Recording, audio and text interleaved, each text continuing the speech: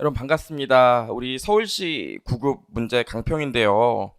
음, 하나씩 얘기를 좀 해볼 건데, 일단 첫 번째로 보면, 제가 사실 국가직 7급도 얼마 전에 시험에 있었잖아요. 그 강평을 하고, 그 다음에 이번에 서울시 7급을 보고 제가 무슨 생각이 들었냐면, 혹시 이 7급 회무직 같은 경우에는 회계를 많이 공부한 사람들을 뽑겠다.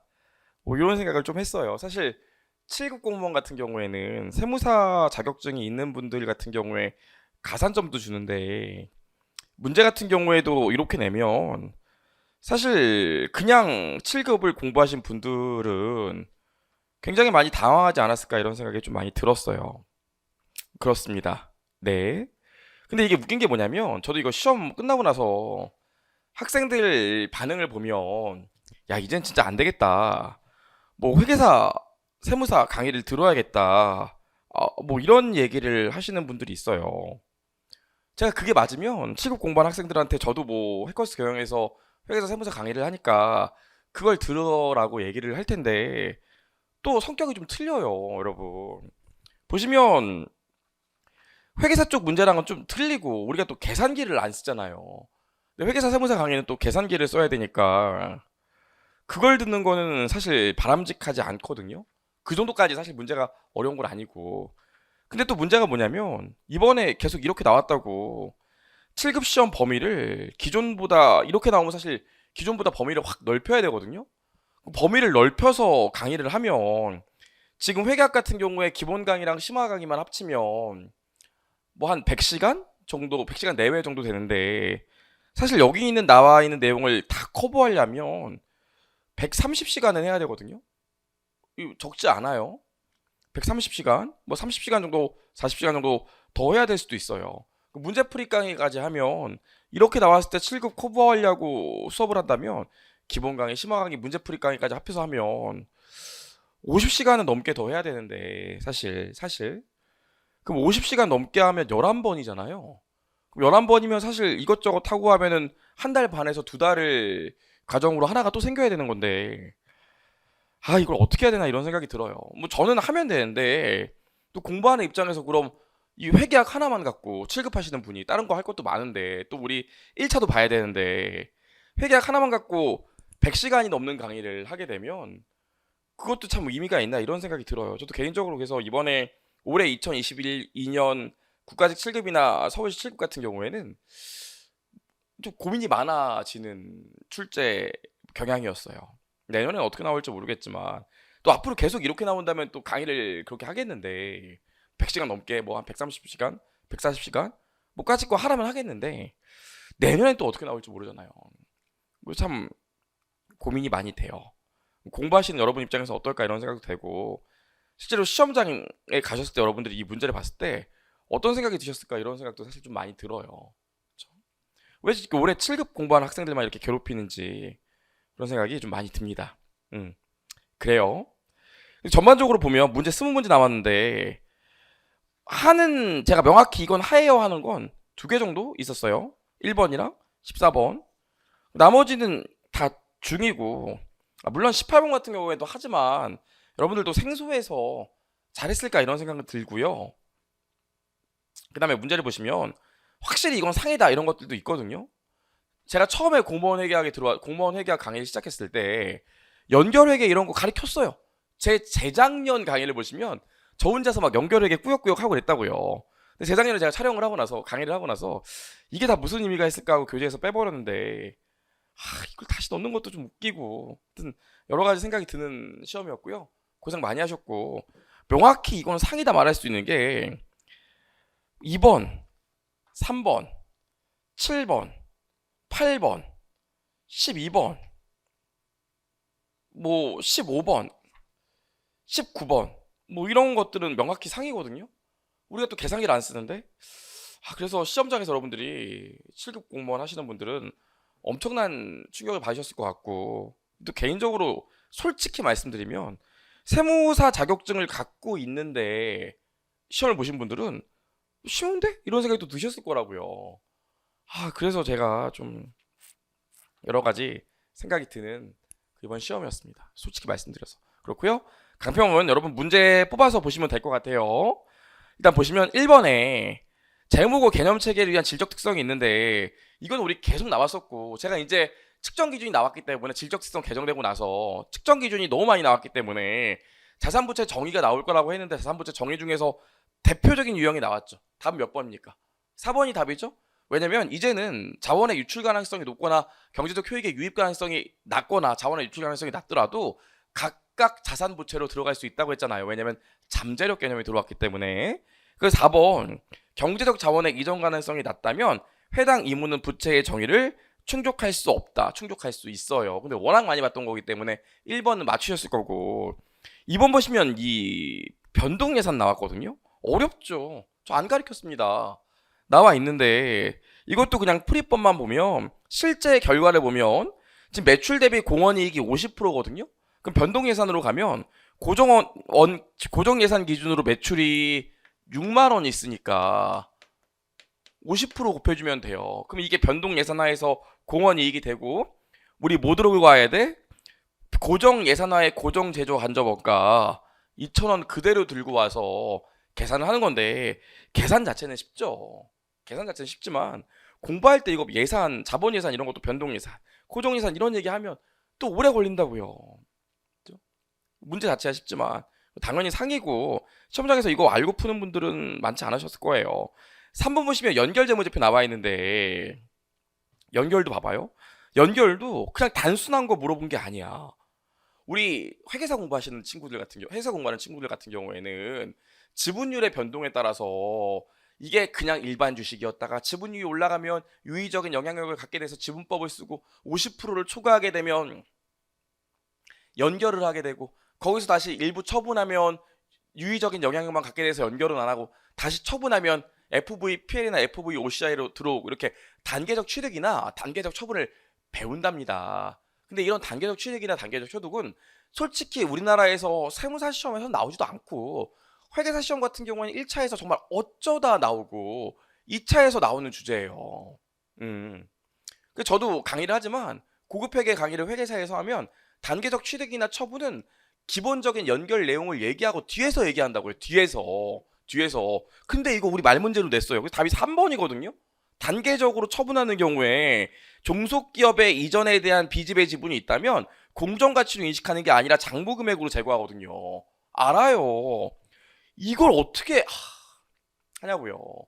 연결도 안 하시는데 연결도 기본적인 연결을 알아야 풀 수 있는 게 아니라 이게 단계적 취득이랑 처분까지 알아야 되기 때문에 시험장에서 우리 그냥 일반적인 7급 공부하신 분들은 몰라요. 거기다가 세무사를 합격한 학생도 세무사 같은 경우 연결회계 안 하거든요. 그럼 이거 모른다고요. 그럼 뭐 회계사 공부하다 와야 되나? 개인적으로 진짜 뭐 모르겠어요. 내년에 진짜 어떻게 가르쳐야 될지 제 입장에서는 좀 고민이 많이 돼요.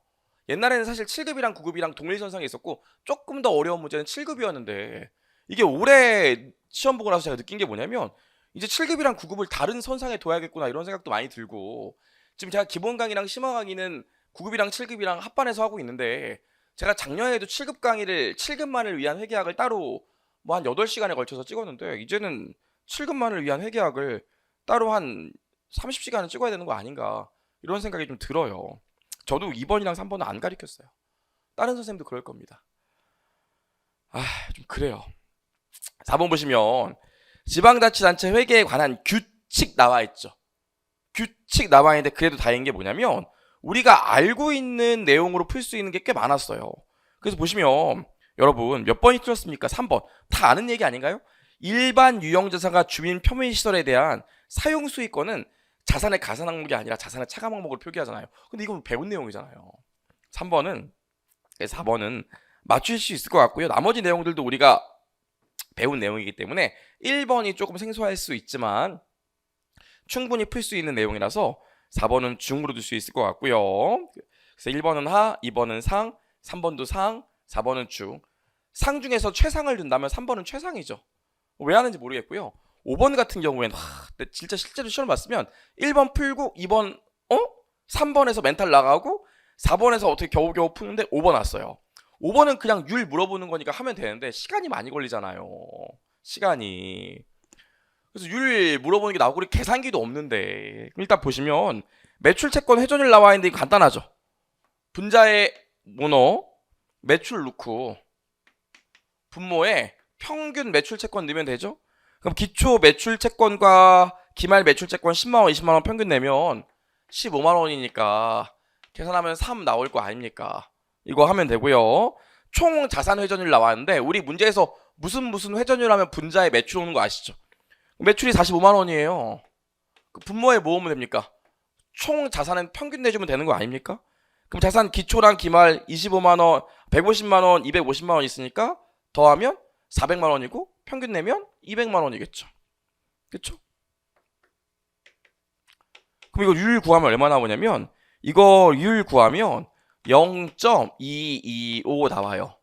출제자님 이런 말 그렇지만 계산기 없이 계산해봐요 본인이. 참. 자 볼게요. 3번 매출 채권 평균 회수 기간을 보면 이거 어떻게 하면 됩니까?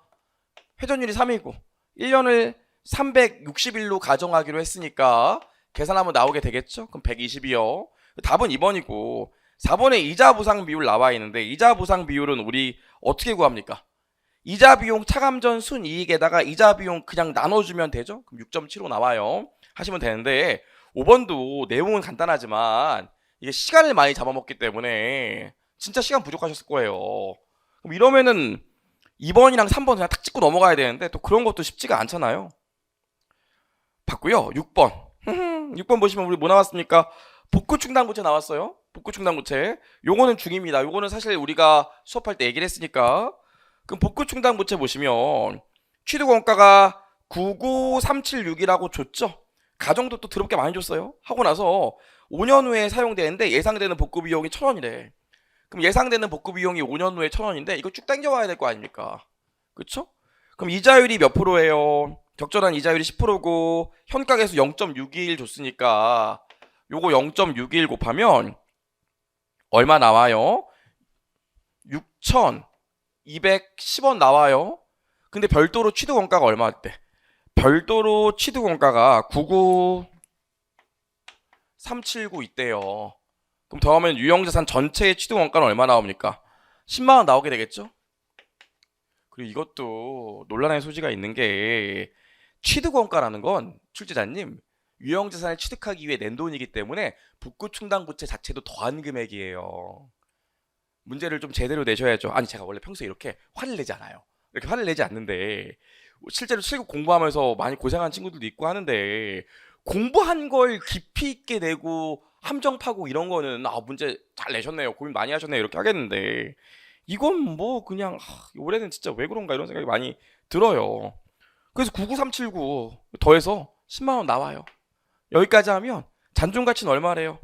잔존가치 내용에서 5년이고 잔존가치 0이고 정액법으로 감가상각한다니까 5년 동안 감가상각비는 얼마씩 나오겠어요? 2만원 나오겠죠? 근데 얘는 신기하게 뭘 물어봤어요? X5년 말 물어봤으니까 요거 이자 비용 구해야 될 거 아닙니까? 그럼 요 시점에 장부금액 알아야겠네. 그래서 현가계수를 또 줬죠? 0.91이라고. 그럼 여기 얼마 나와요? 9,100원. 미안해요. 9,100원인가요?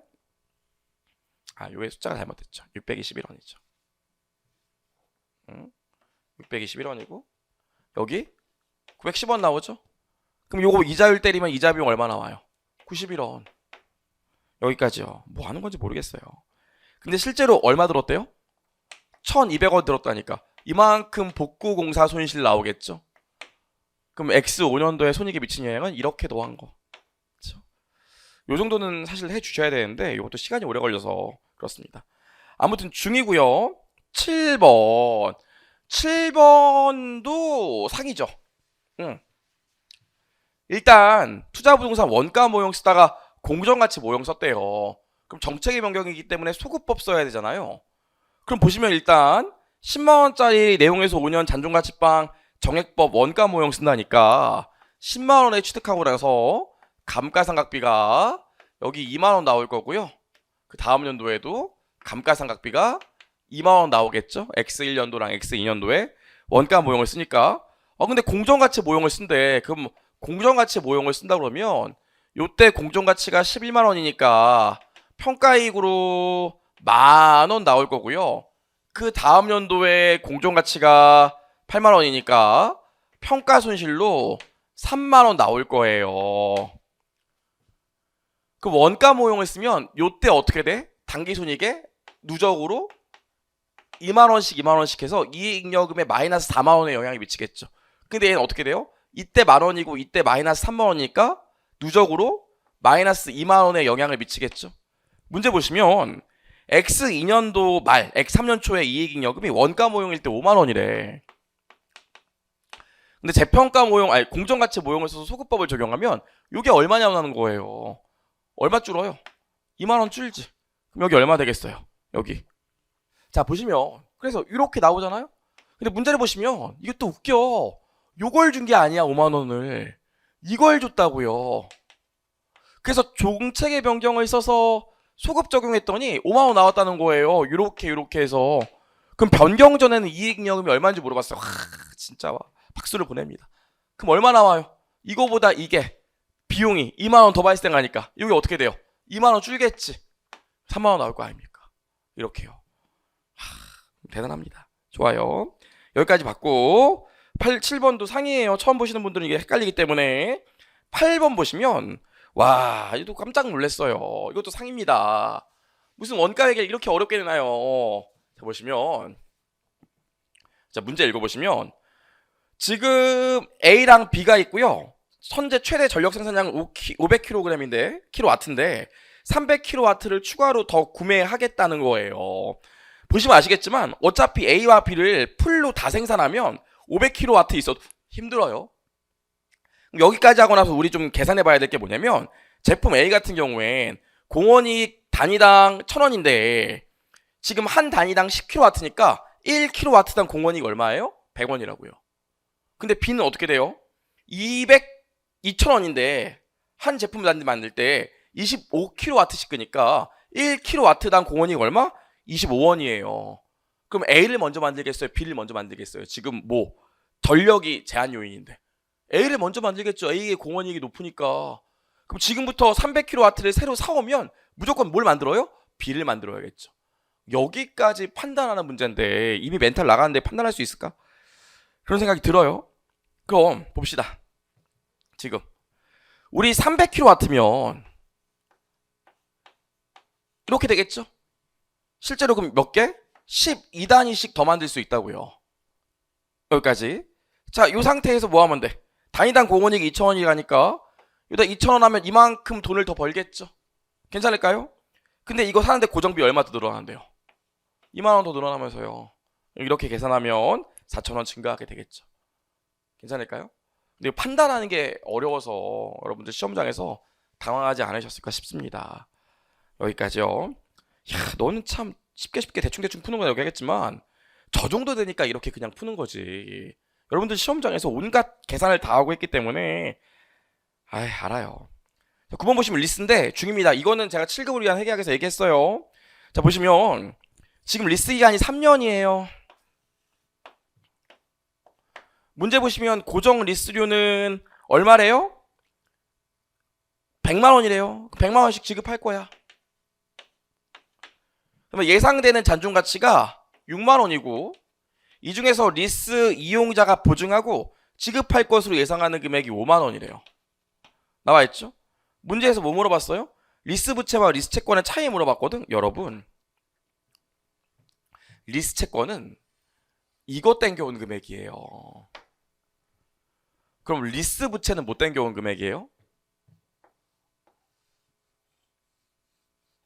그림이 좀 그렇지만 이거 땡겨온 금액이에요. 그럼 두 개의 차이가 결국 뭡니까? 요거 차이 아니에요? 그럼 10,000원을 현가계수 얼마 있습니까? 문제 보시면 현가계수가 0.75 있으니까 10,000원을 0.75로 곱한 금액이 리스 부채와 리스 채권의 차이겠죠. 그 답은 그냥 딱 보여요. 4번이라고. 저 정도는 이렇게 풀겠죠. 저 정도는. 여러분 시험장에서 분명히 이것도 다 계산하고 이것도 다 계산해서 계산하면 손이 많이 가기 때문에 이것도 정확히 알고 못 풀면 손이 많이 간다고, 시간이 많이 간다고요. 분명히 고생하셨을 텐데 그런 생각이 듭니다. 그래요. 9번은 근데 뭐 나쁘지 않은 문제입니다. 9번 괜찮았고요. 10번이요. 10번 보시면 건설계약 문제인데 말일 또 무슨 계약 변경 이렇게 나와 있으니까 심쿵심쿵하죠. 전혀 그런 문제 아닌데. 자, 문제 보시면 2만원 받기로 했고요. X1년도에 발생한 원가가 2,000원이고요. 향후 투입 원가가 8,000원이래. 우리 이거 그림 그린 대로 하면 돼요. 건설계약. X1년, X2년 보면 X1년도에 받기로 한 전체 받기로 한 돈 얼마? 2만원. X1년도 기준으로 2,000원 쓰고 추가로 8,000원 쓸 거라고 봤으니까 만원 들어갈 거라고 봤잖아요. 진행률은 어떻게 돼요? 전체 만원 쓸 거라고 보고 올해 2,000원 썼으니까 진행률 20%. 그럼 X1년도에 계약 이익이 나오겠죠. 요 금액이 얼마입니까? 만원에 20%니까 2,000원. X2년도는 어떻게 돼요? X2년도 보시면 계약 금액이 22,000원으로 바뀌었대요. 그냥 전진 적용하는 거죠. 보시면 X1년도에 2,000원 쓰고 X2년도에 4,000원 또 썼죠. 그럼 6,000원 썼는데 추가로 또 12,000원 쓸 6,000원 쓸 거로 봤어요. 그럼 다 해서 12,000원 나가겠네. 지금 누적으로 6,000원 썼고 추가로 다 합해서 12,000원 쓸 것 같으니까 몇 프로? 50%. 그럼 만원에 50% 하면 얼마 나와요? 5,000원. 누적으로 5,000원 인식해야 되는데 X1년도에 2,000원 인식했으니까 X2년도에 얼마? 3,000원. 답은 2번. 그쵸? 하지만 이게 표현이 또 이렇게 나와서 여러분들이 건설계약인지도 몰랐을 것 같은 생각이 들어서 좀 걱정이 되긴 하는데 계산은 뭐 우리 배운 대로니까 어렵지 않아요. 봤고요. 11번 우리 국가회계 나와 있는데 요거는 중이죠. 이건 우리가 배웠던 내용들이 많이 나와 있으니까. 자, 그래서 우리 11번 보시면 11번 틀린 거 니은 디귿이 틀렸습니다. 보시면 국가재정운영표는 프로그램 원가가 웬 말입니까? 재정운영 순원가죠. 틀렸고요. 디귿 보시면 프로그램 순원가에서 관리운영비 및 배분 나와 있는데 일단 프로그램 순원가에서 관리운영비 그 다음 뭐예요? 비배분 비용은 차감이 아니라 가산이고요. 비배분 수익이 차감이죠. 요거 두 개 틀렸고 나머지는 다 맞습니다. 보시면 될 것 같고요. 11번 지분법 나왔거든요. 제가 이것도 정말 깜짝 놀랐습니다. 아니 지분법을 뭐 이렇게까지 내나 뭐 진짜 세무사 시험인가 생각을 했고요. 봐봐요. 이런 문제 나오면 이렇게 그림 그리면 되긴 해요. 지금 보시면 X1년도에 40%를 100만원에 취득했다고 나와 있어요. 100만원에 순자산 장부 금액은 200만원이래요. 그럼 200만원에 40% 하니까 80만원 나와 있고요. 과소평가한 금액이 20만원 있대요. 그럼 20만원에 40% 하니까 8만원 나와서 여기 얼마? 88만원 주고 사는 걸 100만원 주고 샀으니까 영업권은 12만원이겠죠. 뭐 중요한 얘기 아니지만 자 여기까지 했고요. X1년도 X2년도 당기손익을 보면 뭐라고 나와 있어요? X1년도의 당기손익은 20만원, X2년도의 당기손익은 30만원 나와 있습니다. 근데 우리 뭐 유형자산 과소평가한 게 2만원 있고 5년 동안 생각한다면서요. 평가차익이잖아요. 그럼 평가차익 생각으로 20만원에 5년 하면 얼마씩 나오냐면 4만원씩 감가상각비가 더 나오겠죠. 그럼 조정후 당기순이익 얼마? 16만원. 조정후 당기순이익 얼마? 26만원. 근데 내 지분율이 40%니까 얼마 나와요? 지분법 이익은 X1년도에 64,000원 나오겠지? 요거에 40% 떼는 게 지분법 이익이니까 X2년도는 어떻게 돼요? 요거에 40% 떼는 게 지분법 이익이니까 계산하면 64,000원 나와요. 그래서 지분법 이익은 여러분 보시면 되고 보시면 현금 배당도 있었죠? X2년 만에 현금 배당 10만원 했대요. 현금 배당은 어떻게 돼? 투자금의 반환으로 받아서 관계기업 투자주식에서 빼잖아요. 그럼 전체 10만원 배당 중에서 내 지분율이 40%니까 4만원이 빠지겠죠. 괜찮을까요? X1년도의 지분법 이익은 요 금액 심지어 또 오른 거 물어봤죠. 아주 그냥 X2년도의 지분법 이익은 요 금액 X1년도의 관계기업 투자주식 장부 금액은 요 금액에 이거 더하면 돼요. X 2년도의 관계기업 투자 주식은 요 금액에다가 더하고 빼주면 됩니다. 그래서 4번이 맞아요. 그렇죠? 여기까지. 뭐 투자 평가 차익, 평가 차익 생각하는 내용도 우리가 공부하셨다면 맞출 수 있는데, 저도 제 책에 있어요. 얘기했는데 글쎄요. 보통 그냥 지분법은 평가 차익 없이 내기 때문에 이것도 어려우셨을 거예요. 이것도 상입니다. 보시면 되고, 13번 전환사채 나와 있거든요. 하하. 전환사채요.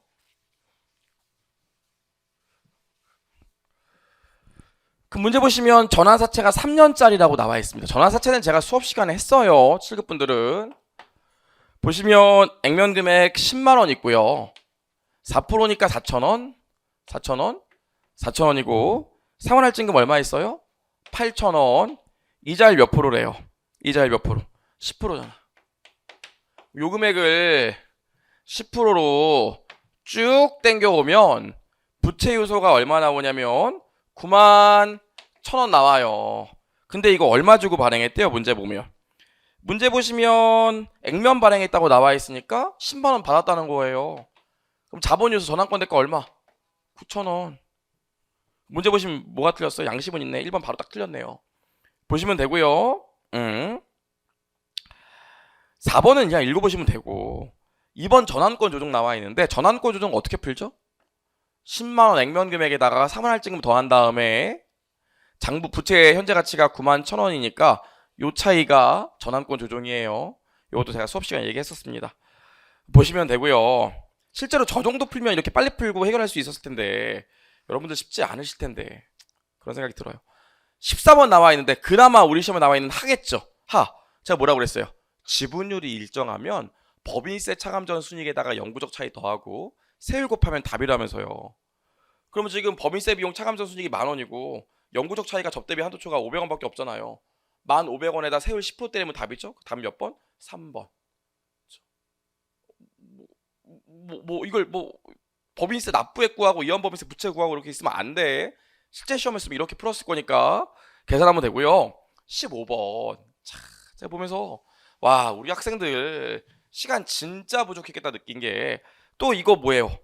상호배분 나왔죠.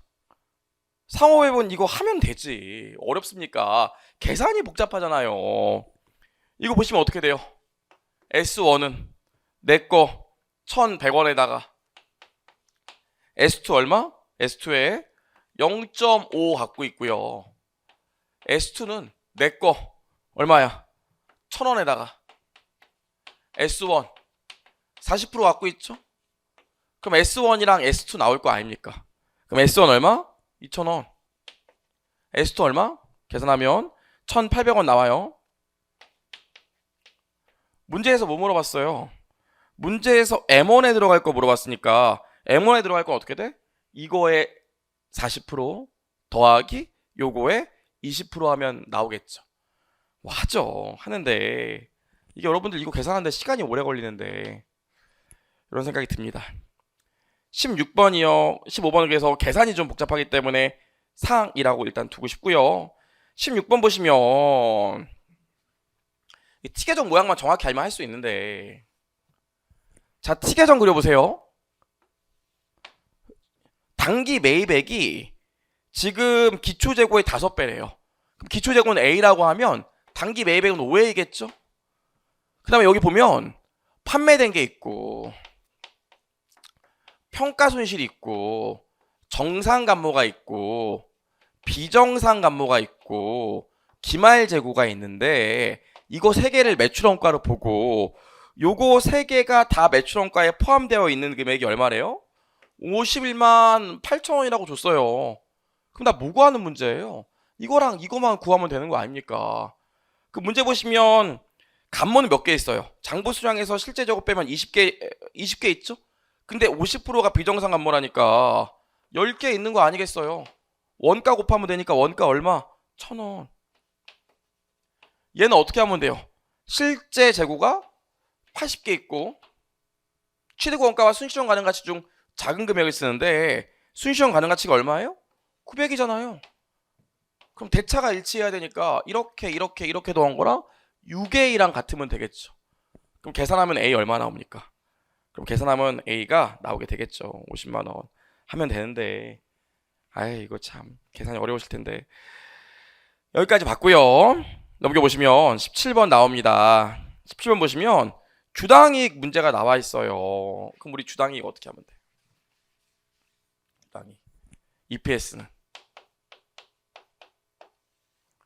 당기손익에서 우선주에 귀속되는 금액 빼주고 가중평균 유통보통 우선주 계산, 가중평균 유통보통 주식수 계산하면 되죠. 그 문제 읽어보시면 뭐라고 나와 있냐면 지금 올해 당기손익은 160만 원이라고 나와 있고요. 문제 보시면 우선주 어때요? 우선주가 지금 400주 있고 별은 게 없었어요. 비누적적 비참가적이고 우선주 배당률이 그냥 10%하고 나와 있습니다. 그럼 어떻게 하면 돼요? 400주고 우선주 액면 금액 얼마? 5,000원이에요. 배당률 몇 프로입니까? 문제 보시면 우선주 배당률이 10%야. 그럼 우선주 배당 구할 수 있겠죠. 그럼 바중평균 유통보통 주식수만 구하면 되는데 1월 1일부터 12월 31일까지가 있고요.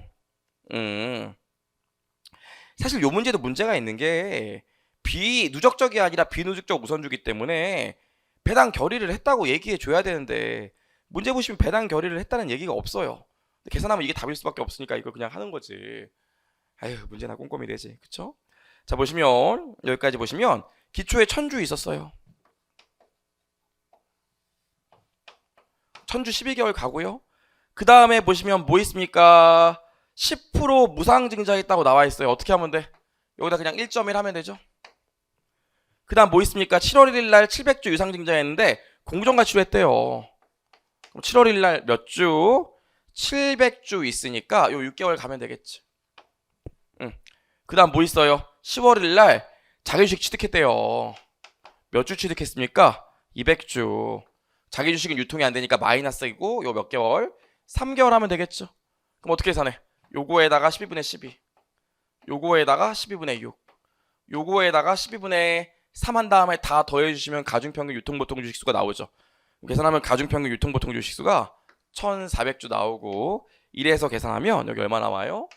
1000원 나와요. 이 정도는 하셔야죠. 이건 중이고요. 18번은 문제 자체는 쉬운데 처음 보는 거라 좀 그랬을 거예요. 변동대가가 우리가 꼭 플러스만 있는 거 아니지 않습니까? 마이너스도 있을 수 있으니까 100만원 안에는 변동대가가 포함되어 있다니까 100만원에다가 빼기 50% 곱하기 0 빼기 30% 곱하기 10만원 빼기 20% 곱하기 20만원 하면 답은 93만원으로 쉽게 나옵니다. 보시면 되고요. 19번이요.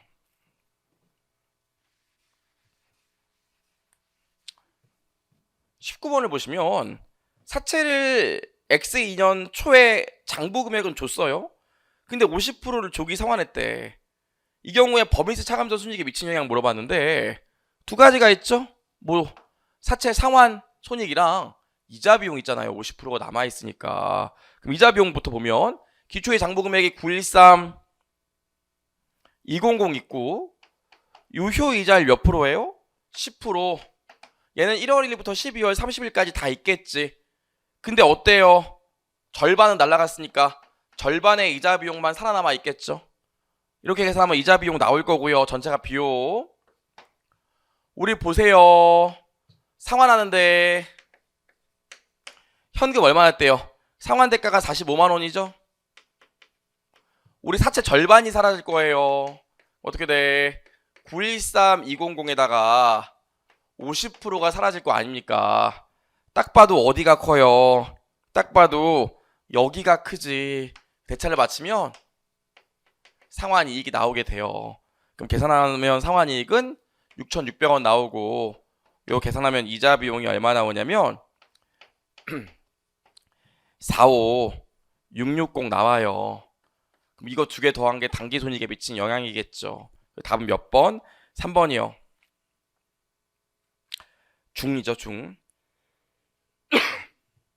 20번 보면 금융자산 말 문제가 나왔는데 우리 9급 하시는 분은 손상을 안 배우지만 7급 하시는 분들은 제가 별도로 손상 얘기했어요. 손상 나올 수 있다고. 근데 문제 보시면 1번 기억 당연히 맞고요. 리을 당연히 맞아요. 근데 니은 보시면 알죠? FVPL 금융자산은 취득 시점의 거래원가를 발생 시 비용 처리하지 누가 가산합니까? 그 니은 틀렸고요. 디귿 보시면 신용위험이 유의적으로 증가하지 않아도 손상을 인식합니다. 신용위험이 유의적으로 증가하지 않으면 11개월 기대 신용 손실을 이용해서 손상 차손을 인식하죠. 그래서 틀렸죠. 근데 이것도 문제가 좀 나이스하진 않은데 그래요. 여기까지 풀어봤고요. 봐봐요. 어때요? 어때요? 물론 제가 숫자를 써와서 보고했기 때문에 좀 빨리 푼 것도 있지만 어때요? 계산 많이 안 하는 것 같죠? 금방금방 조금밖에 안 쓴 것 같지? 하지만 시험장에서 여러분들이 그러진 쉽지 않았을 거예요. 그리고 자꾸 이렇게 시험이 범위를 넓히고 있어서 계속 똑같은 얘기를 하고 있지만 정리를 해보자면 어려웠다 이 정도면 굉장히 어려웠다 범위도 넓다 첫 번째. 두 번째로는 진짜 이제 7급은 좀 따로 별도로 공부를 해야 되는 시험이 점점 돼버리고 있는 것 같다 이런 생각이 좀 듭니다. 그래서 올해는 내년이죠. 내년 이제 내년에는 2023년도에는 1, 2월에 7급을 위한 회계학을 제가 따로 좀 아예 정규 과정으로 하나 따로 열까 그런 생각도 좀 들어요. 좋아요. 우리 여기까지 했고요. 여러분 장시간 너무 고생을 많이 하셨습니다. 수고하셨습니다.